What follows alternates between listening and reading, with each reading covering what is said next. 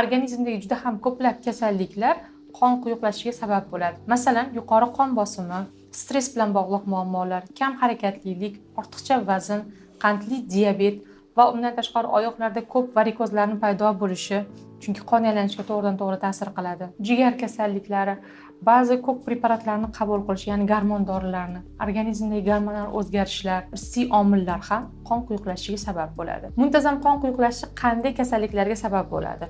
Birinchidan, infarkt, insult xavfini oshirib beradi, yuqori qon bosimiga sabab bo'ladi va undan tashqari oyoq-qo'llarda polineuropatiya, angiopatiya deymiz, o'sha qon tomirlarida tromblarning yig'ilib qolishi va qon tomirlar faoliyatini izdan chiqishi, uni hisobiga oyoq-qo'llarda doimiy ravishda muzlash holatlari kuzatiladi. Uy sharoitida qonni suyultirish uchun tabiiy retsept aytaman.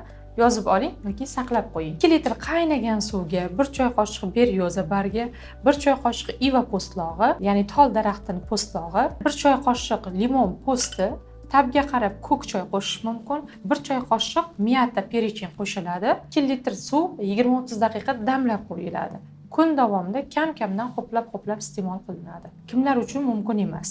Birinchi o'rinda trombositlar soni kam bo'lgan insonlarga. Undan tashqari gemofiliya, ya'ni kofaktor yetishmovchilik holati. Qon juda ham suyuq bo'ladi, unday insonlarga tavsiya etilmaydi. Homiladorlik va emizish davri va oshqozon yara kasalliklarida ham taqiqlanadi. Bundan-da foydali ma'lumotlarni o'tkazib yubormaslik uchun kanalimizga obuna bo'ling va qon quyuqligi bilan bog'liq savollar bo'lsa, kommentlarda qoldiring.